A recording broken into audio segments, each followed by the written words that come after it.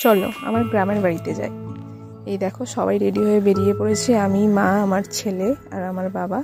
প্রথমেই চলে এসেছি একটা ফলের দোকানে কিছু ফল নিতে, যেহেতু ঠাকুরদা ঠাকুমা রয়েছে গ্রামের বাড়িতে। তারপরেই আমার ছেলের বায়না যে বেলুন কিনে দিতে হবে, তাই দাদু তাকে একটা বেলুন কুড়িয়ে দিল। তারপরেই দেখো গাড়িতে উঠে পড়েছি। এখানে কিন্তু দুটো গাড়ি চেঞ্জ করেছি আমরা। তারপরে এখানে দেখো গ্রামের পরিবেশ, যেহেতু গ্রামেতে বাড়ি, চারিদিকে সবুজ আর সবুজ। এরপরে একটা রেল লাইন পড়বে, সেটা পার করতে হবে, তারপরেই কিন্তু আমাদের গ্রামের বাড়ি। আর আমাদের গ্রামের বাড়িটা কিন্তু কামারহাটে। দেখো এখানে একটা বিএড কলেজও হচ্ছে। তারপর টোটো থেকে নেমে এই রাস্তা থেকে কিন্তু হেঁটে গ্রামের বাড়িতে যেতে হবে। আর এটা হলো আমার ঠাকুমা আর এটা হলো আমার ঠাকুর দাদা। আমার মা আর বাবা একটু ওদের সাথে গল্প করছিল, আমিও করছিলাম, আর আমার ছেলেকে নিয়ে বসেছিলাম। তারপরে দেখো লেবু জল খেতে দিয়েছে, তারপরে দিয়েছিল ডিম ভাজা। বাড়ি যাওয়ার জন্য দেখো বেরিয়েছে, এটা বাইরে থেকে দেখাচ্ছি। এখানে হচ্ছে আমার ঠাকুরদা ঠাকুমা থাকে। আর এই দেখো গাছে কত ফুল ফুটেছে।